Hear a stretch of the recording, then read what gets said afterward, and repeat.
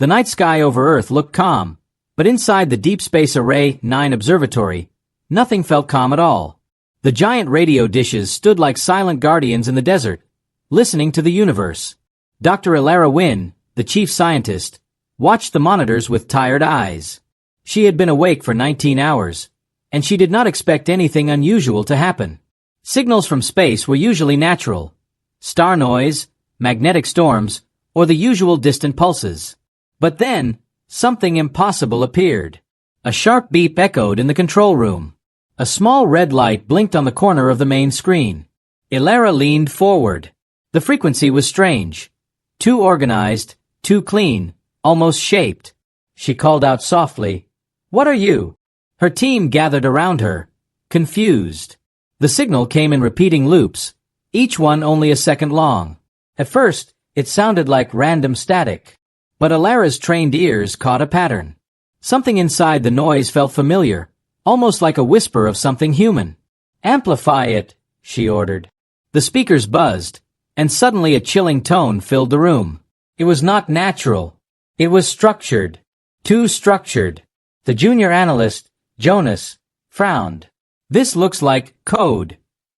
Ilara's heartbeat quickened. "What kind of code?"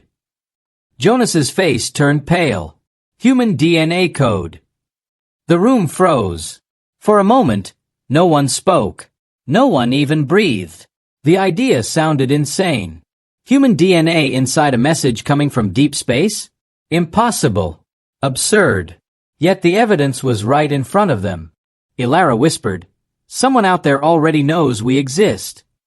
The signal grew stronger, louder, faster, as if someone far away was rushing, trying desperately to say something before time ran out. Outside the observatory, the desert winds were calm, but on the planet itself, something strange began to happen. Satellites blinked out of orbit. Power grids flickered like candle flames. Oceans vibrated with low waves, not caused by wind but by something unseen. The world felt a quiet warning. Ilara tried to stabilize the incoming message, but the more she worked, the stranger it became. New layers of code appeared. Maps, numbers, pulses, and then, something that did not look like science at all. Something that sounded like fear. The message suddenly shifted. A series of sharp, urgent beats hit the speakers. Jonas covered his ears. The sound felt heavy, like it carried the weight of someone's last breath. Then finally, a voice emerged. Not human. Not robotic. Something in between. Something tired. Something hunted. It spoke only 8 words. "Prepare. They are coming. They will erase you." The control room fell into a deep silence. Every person stood frozen, eyes wide with shock. Ilara's hands trembled slightly. That voice was not threatening them. It was warning them. "Who is coming?" she whispered. Before anyone could respond, the entire observatory shook violently. Screens flickered. Lights dimmed. The ground itself rumbled as if something massive had moved across the sky. Jonas pointed toward the window. "Look!" Above them, the stars were flickering, but not like twinkling lights. They were blinking in a pattern. One star dimmed, then 2, then a whole cluster. It looked as if something huge and dark was passing in front of them, blocking their light. Ilara grabbed a telescope and aimed it upward. Her breath caught in her throat. Something was there. Something so enormous that it dwarfed planets. A shape completely cloaked in darkness, moving slowly. Too slow for a comet. Too silent for a ship. Too big to be anything natural. "Is that real?" whispered a technician. Ilara answered with a cold truth. "It's real. And it's heading toward us." The signal from space began to scream through the speakers. Sharp, panicked pulses. Layers of the warning unfolded faster now. Diagrams of destruction. Star systems crossed out. Whole civilizations wiped away. The message was not only a warning. It was a record of extinction. Human extinction. Ilara felt her throat tighten. The final part of the signal repeated over and over, almost begging them to understand. "Prepare. They are coming. They will erase you." Suddenly, all the monitors went black.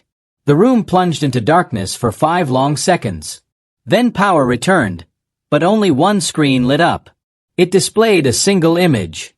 A map of the Milky Way, with Earth marked by a glowing red circle. A silent countdown began underneath the planet symbol. No one knew what the countdown meant. No one knew who the enemy was. No one knew why the universe had stayed silent until now. But everyone in that room understood one thing. Humanity had just been noticed. And whatever was moving in the darkness above Earth, it was not friendly. Ilara stepped back from the screen, her voice a whisper trembling with fear and awe. This is the moment everything changes. Outside, the stars flickered once more, as if something enormous was hiding behind them, slowly revealing itself.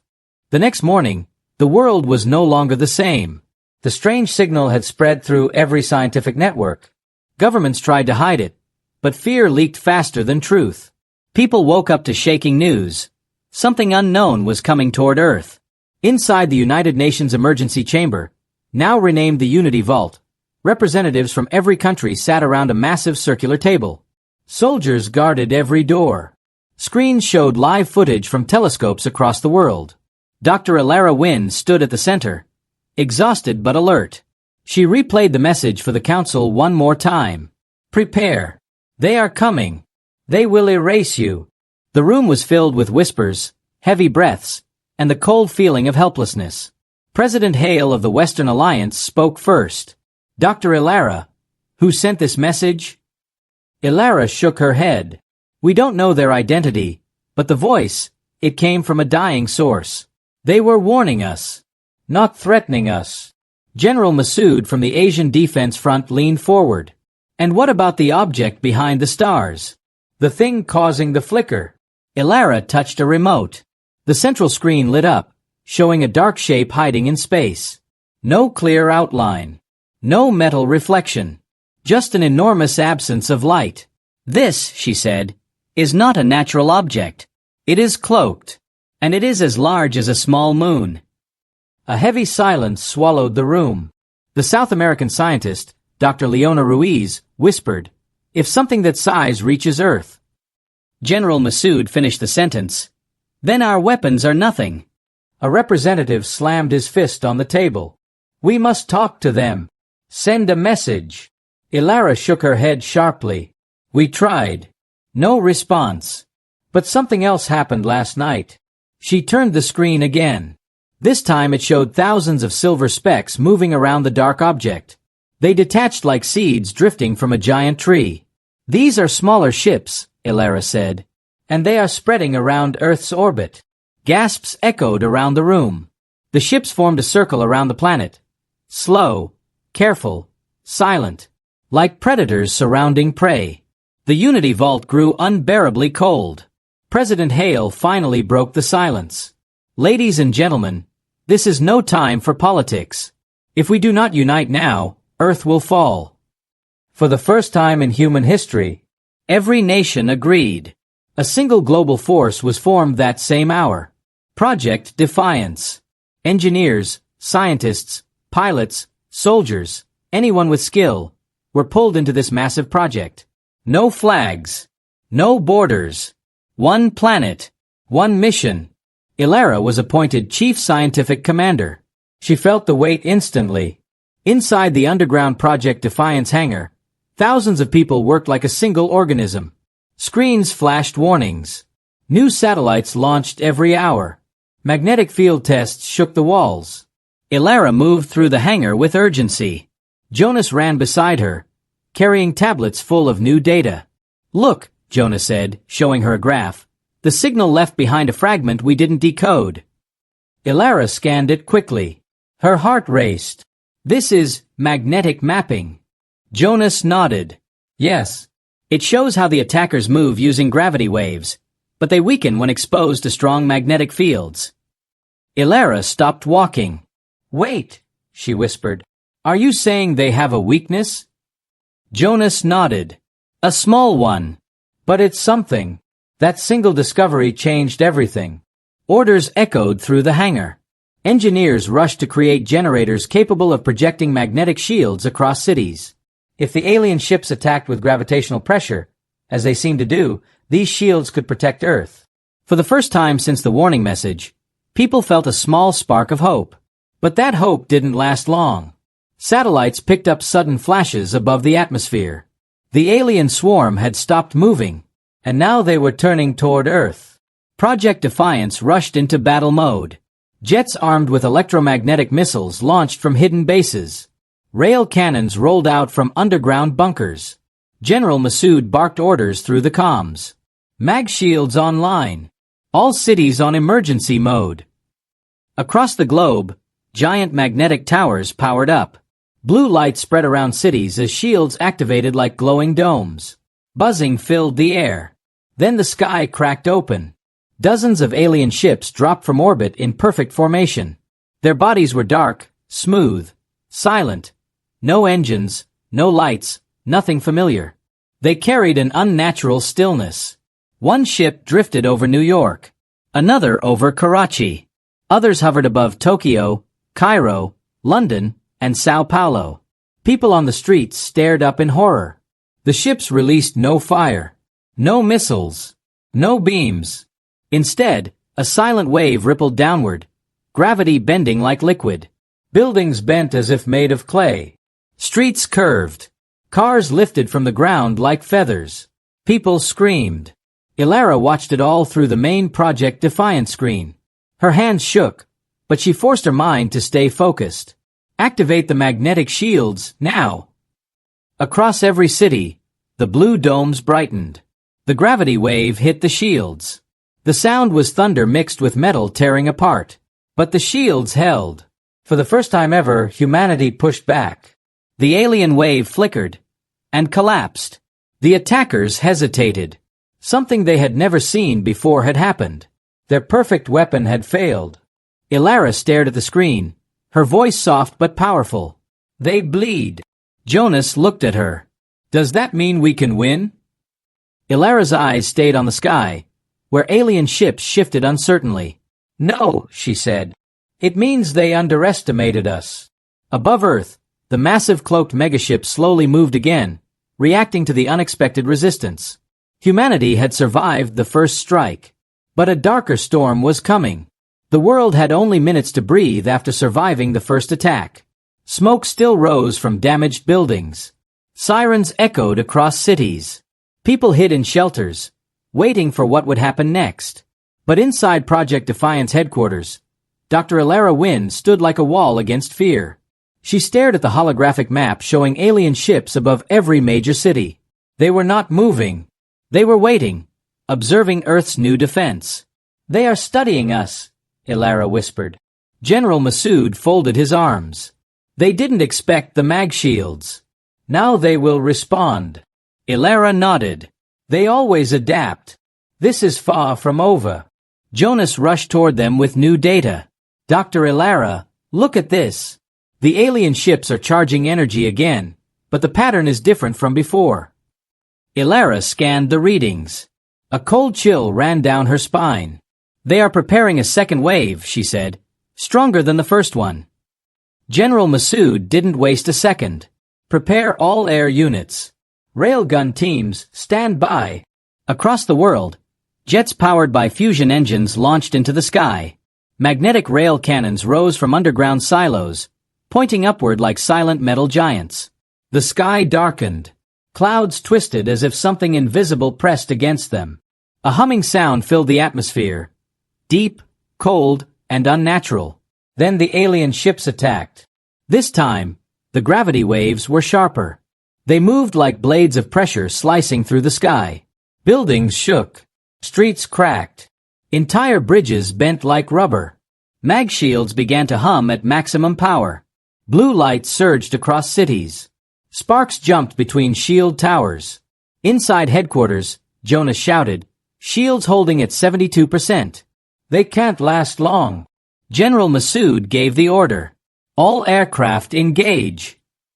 Dozens of jets raced upward. Missiles armed with electromagnetic cores flew toward the alien fleet. When the first missile exploded, the shockwave created a brilliant pulse of light. An alien ship trembled. Ilara gasped. It worked. It disrupted their gravity field. Another squadron fired. A second alien ship flickered like a damaged star. Its smooth surface cracked for the first time, revealing glowing silver veins beneath. The world watched as something impossible happened. An alien ship fell from the sky. People on the ground ran as the massive object crashed into the ocean, sending waves the size of mountains outward. Humanity had drawn blood, but the aliens reacted fast. 3 ships combined their energy and released a massive gravity surge. It smashed into the clouds like a falling moon. Jets lost control. Pilots screamed over the radio as their aircraft spun in circles. One jet tore apart midair. Another was crushed into a sphere of metal. Ilara closed her eyes for a moment. Every lost pilot felt like a knife. "Adapt, Ilara," she whispered to herself. "Find a counter." Her eyes snapped open. "General, focus the shields into narrow beams. Aim them at the ships, not the cities." Masood raised an eyebrow. "That will expose us." "It's our only chance," Ilara insisted. "Their gravity weapons collapse inside strong magnetic concentration. We need to turn the shield from defense into offense." Masood nodded. "Do it." Technicians adjusted controls. The blue domes collapsed, breaking into narrow magnetic rays shooting into the sky like glowing spears. When the rays hit the alien ships, the results were immediate. The ships shook violently. Their smooth surfaces rippled. Gravity waves broke like shattered glass. One alien ship warped inward, folding in on itself like paper. Then it exploded into dust. Project Defiance cheered. Jonas shouted with joy, "We are winning!" But Ilara's face did not show victory. "No," she said quietly. "This was only their scout force. The real danger is still hidden." As if responding to her words, the stars above Earth dimmed again.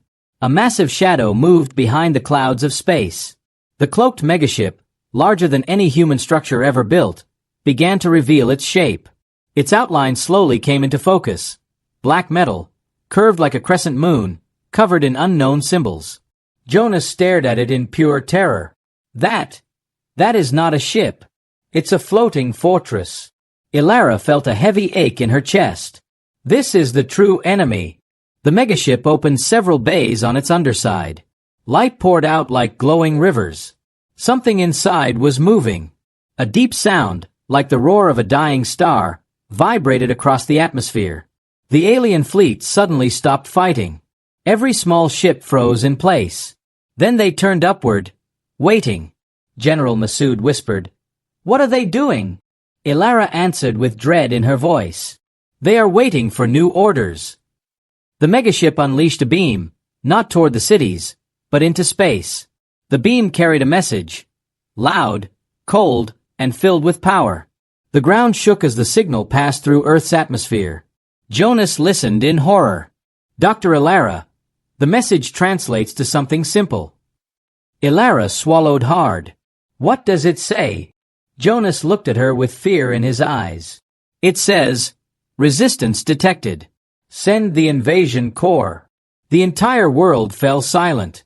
The first battle had been only a test. The real invasion was just beginning. The megaship floated above Earth like a silent nightmare. Its dark metal surface seemed to swallow the stars around it. Every country watched it through satellites, cameras, and trembling eyes. The world waited for the next attack, but the giant ship did nothing. It simply watched. Inside Project Defiance headquarters, Dr. Ilara Wynn and her team worked without stopping. Screens showed the enemy fleet, the damaged cities, the broken sky. Everyone felt the same question hanging in the air. Why had they stopped? Jonas rushed toward Ilara with new data. His face was pale. "Dr. Ilara, the megaship is sending another long-range signal. But this one isn't aimed at us." "Then who is it for?" Ilara asked. Jonas swallowed. "Something beyond our galaxy." The room froze. General Masood stepped closer. "You mean they are calling someone else?" Ilara nodded slowly. "Yes. They are requesting reinforcements. Something they call the invasion corps." Fear spread across the faces around her. Masood slammed his fist on the table. "If this is only their scouting fleet, then what is the invasion corps?" Ilara didn't know. No one knew. But the warning message from earlier still echoed in her mind. Prepare. They are coming. They will erase you. She opened the signal logs again. The mysterious voice from the dying species had left behind more fragments. Symbols, maps, and what looked like historical data. But it was all broken. Ilara whispered. We need to decode the rest. There must be answers here. Hours passed. The team worked with shaking hands. Symbols transformed into shapes. Shapes formed lines. Lines formed a story. A painful, terrifying story. Jonas gasped as the final piece unlocked. Dr. Ilara, you need to see this. The entire Unity vault gathered around the central screen as a glowing projection appeared. It showed planets, then stars, then entire galaxies disappearing one by one. Ilara spoke softly. This is a record of destruction. The projection shifted again. A strange alien figure appeared, tall and thin, with glowing eyes. Its voice was broken and weak, but now understandable. I am Valor, last speaker of a fading world.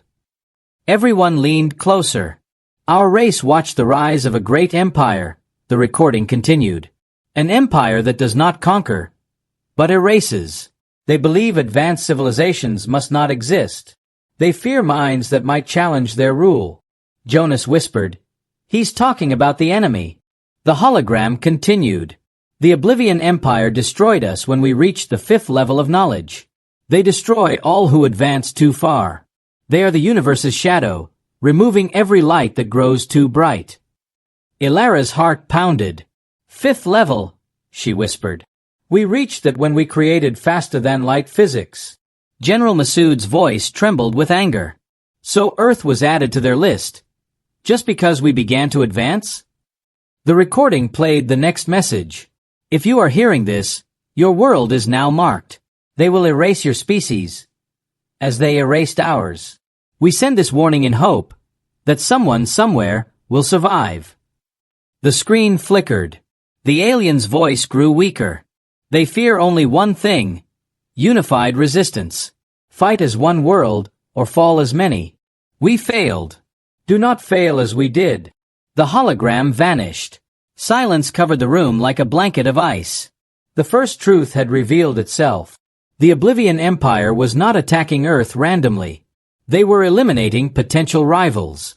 Ilara wiped a tear from her eye. She had seen thousands of data points in her life, but none cut her as deeply as this one. Jonas whispered. We were never alone. And we were never safe. General Masood stepped forward, his voice steady but filled with fire. This changes everything. We are not just defending Earth. We are fighting for our right to exist. Ilara looked at the projection one last time. The Valor died trying to warn us. We can't repeat their fate. Suddenly, alarms blared across the headquarters. A technician shouted, New movement from the megaship. Everyone turned toward the main screen. The cloaked monster in orbit was finally waking. Panels opened along its side. Strange symbols glowed like molten metal. Energy gathered at its core, energy strong enough to tear open space itself. What are they doing? Jonas asked. A portal began forming above the megaship. Spirals of blue and black energy twisted outward, like a wound ripping open in the sky. Ilara froze. They're creating a gateway, she whispered. A path for the invasion core. General Masood shouted. All defense teams prepare for contact. The portal expanded, shaking the atmosphere. Lightning arced across the sky. Massive shadows moved inside the swirling light. Shadows bigger than any ship humanity had ever imagined. Ilara pressed her hand to the glass window, watching the swirling storm with fear and determination. The Valor said the Oblivion Empire rules almost the entire universe, she whispered. If these are their main forces. She took a deep breath. Then we are about to face the power of 1,000 conquered worlds. The portal burst open. Something enormous began to emerge. The invasion core had arrived, and Earth was standing at the edge of extinction. The portal above the megaship glowed like a wound in the sky. Lightning twisted around its edges, and every second it grew wider. Dark shapes moved inside it, giants waiting to enter. Earth had only one choice: prepare a final stand. Inside Project Defiance headquarters, Dr. Ilara Wynn stood at the center of chaos. Technicians shouted numbers. Military officers argued over strategies. Scientists rushed between screens with trembling hands. General Massoud raised his voice. Ilara, we cannot face the invasion corps with what we have. We barely survived the scouts. Ilara agreed silently. The scout fleet had damaged Earth badly. The invasion corps would be 10 times worse. Maybe more. Humanity needed something new, something impossible. Jonas approached with new data. Dr. Ilara, the Veiler left more information in the warning. I think we missed something earlier. Ilara leaned forward. Show me.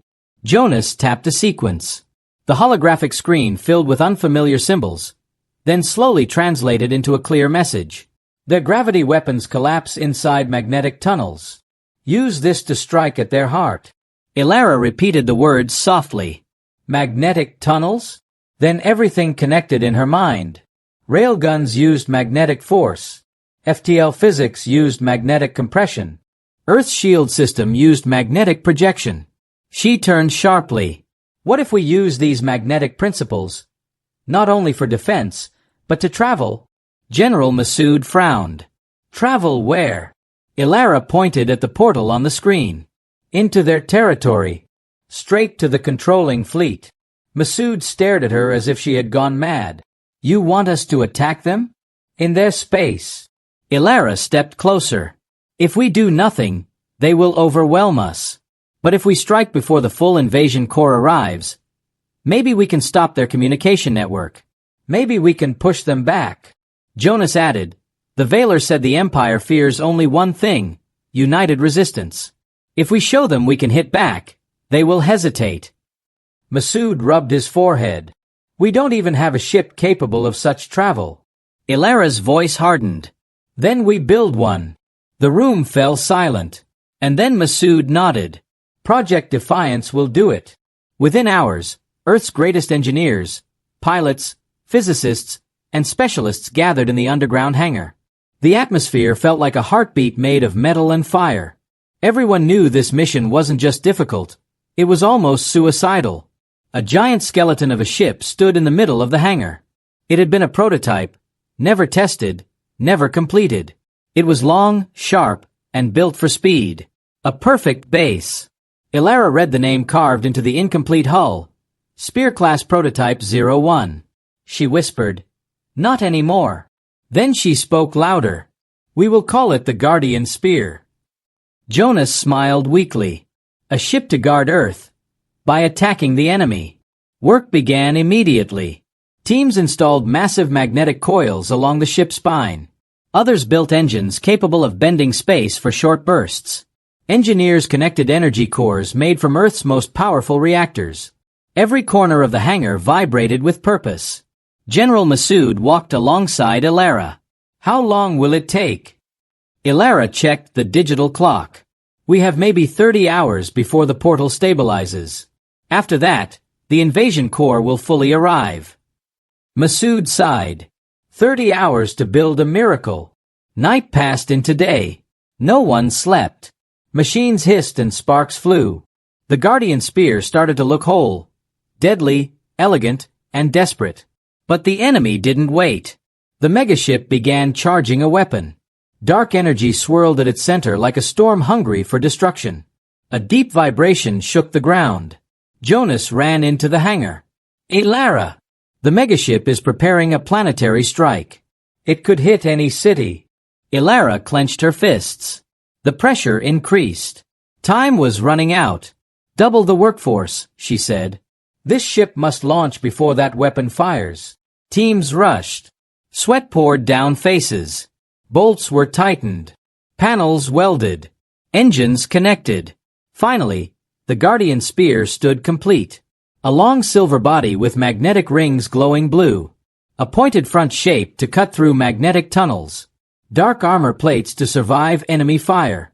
A bridge designed for a small but elite crew. It was beautiful. And terrifying. Massoud nodded. Choose the crew. Ilara already had the list. Pilots with the best reflexes. Engineers who knew the ship's every bolt. Scientists who could calculate space distortions. Soldiers ready to die if needed. Captain Riya Thorne was chosen as the commander. Strong, calm, and stubborn enough to fight the universe itself. He saluted Ilara. This ship will not fail. Ilara placed a hand on the hull. You are carrying humanity's last chance. As the crew boarded, Jonas rushed over again. Dr. Ilara, the megaship's weapon is almost charged. Alarms blared across the hangar. General Masood shouted, "Launch the Guardian Spear now!" Giant doors opened above the ship. Lights spilled down. The engines roared, shaking the entire base. Ilara watched with trembling breath as the Guardian Spear lifted off the ground. Magnetic coils spun to life. Blue trails followed its wings. It shot into the sky like a silver arrow aiming for the stars. The megaship detected it immediately. Dozens of alien fighters turned to intercept. Ilara whispered, "Please, please make it." The Guardian Spear soared through the atmosphere, dodging enemy fire. Blue rings along its body ignited as Captain Riyan gave the order. Activate magnetic tunnel. The rings glowed brighter and brighter. Then, the ship vanished into a flash of bending space. It had jumped. Humanity had fired its first shot into the heart of the universe. The battle for existence had truly begun. The room was silent. The Unity Council waited for Commander Hale and Dr. Riya's report. Every face showed fear, confusion, and anger. Humanity had survived the ancient trap. They had seen the forgotten war. Now they wanted answers. Commander Hale stood straight, his eyes sharp. Riya placed a small device on the table. The true translation key. "This," she said, "is what the lost civilization tried to hide. This is the message they wanted us to find only if the enemy returned." Everyone leaned forward. She pressed a button. A calm voice echoed through the room, speaking in clear English now, translated by the key. "If you hear this, then the hunters of silence have returned. They do not want resources. They do not want planets. They do not want victory. They only want one thing: complete silence in the universe. They destroy every species that speaks, builds, or thinks." A cold wave ran through every person present. Riya continued reading from the holographic text. "They are not conquerors. They are erasers." Hale stepped toward the council. "We thought they reacted to our signal. But no, they had already marked Earth. They monitor star systems for intelligent noise. And our signal only confirmed what they already guessed. Humanity was awake." The council members exchanged frightened whispers. One asked, "Why do they do this? Why destroy everyone?" Riya shook her head. "We don't know. But the lost civilization left a record. They believe the enemy fears evolution. They fear new voices. They fear ideas that can challenge their own ancient rule." Hale added, "The hunters believe only they should guide the universe. Any new intelligence is a threat." The council chamber darkened as Riya played another recovered memory from the ancient network. A huge alien city appeared, burning under strange beams of silent white light. Structures melted. Ships fell from the sky without sound. The lost civilization's final message played. "Do not meet them in peace.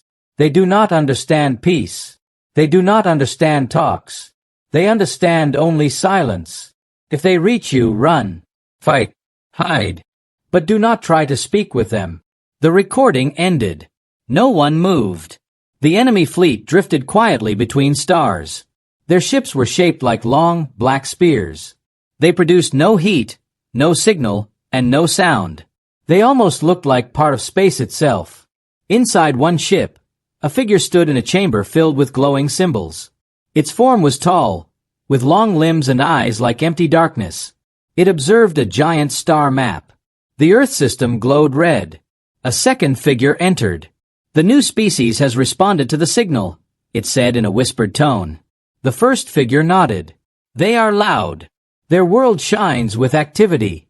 They grow faster than expected. They may become dangerous," the second one warned. The first being placed a long hand on the map. "Then we will do what we always do. Silence them before they understand their power." A fleet of thousands of silent ships turned toward Earth.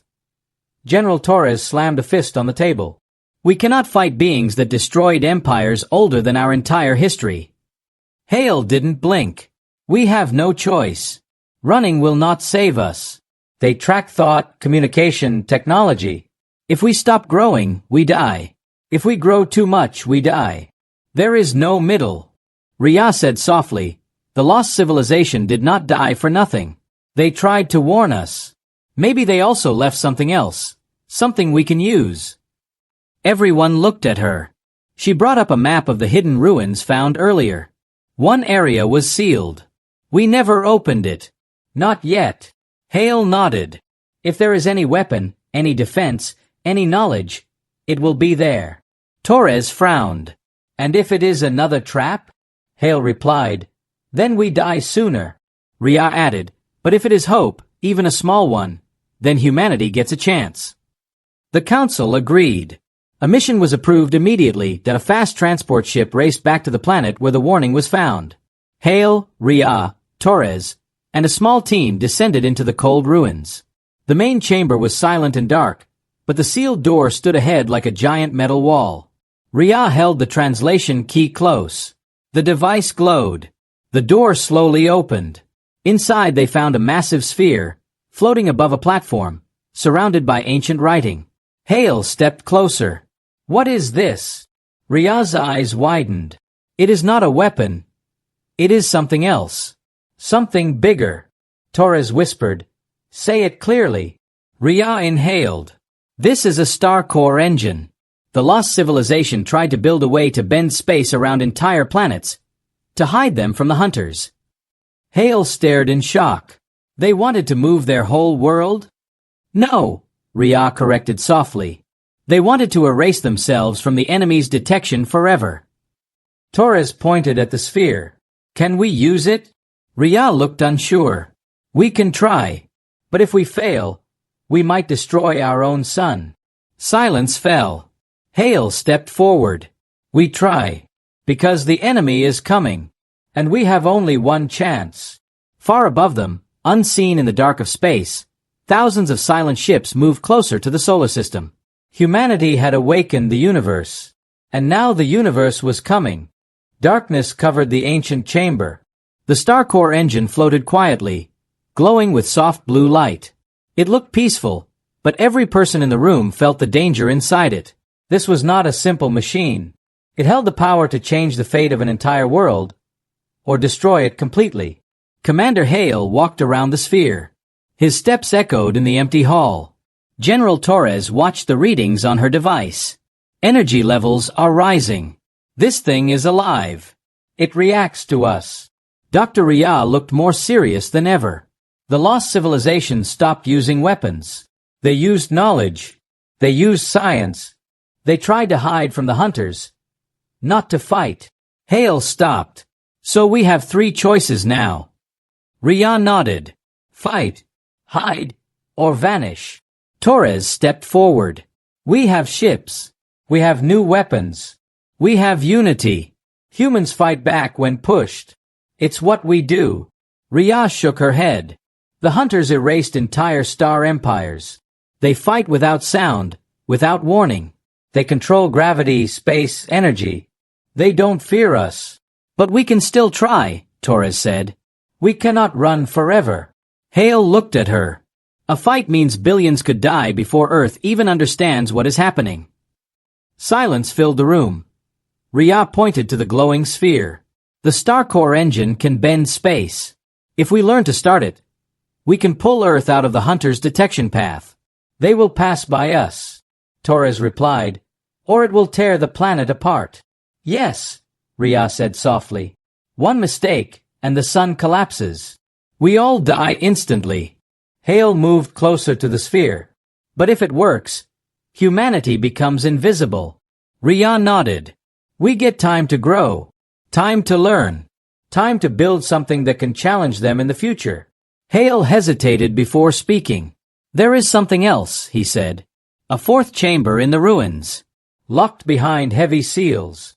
Riya's eyes widened. You opened it? Hale nodded. Inside that chamber, they had found a massive doorway, an ancient portal. The lost civilization made a last attempt to survive, Hale said. They built a wormhole gate. It leads outside our galaxy, to a place where the hunters never searched. Torres raised an eyebrow. Leave Earth behind? Leave our history? Our sun? Everything? Hale nodded again. Yes. Humanity would move. Not the whole planet. Only millions. Maybe less. Whoever fits into ships. Riya whispered. Then Earth dies alone. The idea struck everyone like a punch. Leaving Earth behind felt like betrayal. But it was also escape. Survival. The sphere suddenly brightened. Strange symbols spread across its surface. Riya stepped closer with wide eyes. It's communicating. A soft pulse shot out, forming a hologram of the ancient leader of the lost civilization. His figure was tall, glowing slightly blue. His voice echoed in the chamber. We faced the hunters of silence. We feared them. We ran from them. We hid from them. But in the end we understood. Silence is not strength. Silence is death. If you are hearing this, your species is young. But young species grow fast. You will rise. You will think. You will fight. You will survive. Do not fear them. Fear the moment you stop believing in your future. The hologram faded. Everyone stood still. Torres whispered, He is telling us to fight. Riya disagreed. He is telling us not to give up. That is different. Hale said quietly, We choose our own future, not theirs. Back on Earth, world leaders met. Billions watched the broadcast. People were scared, confused, angry, but united like never before. 3 plans were presented.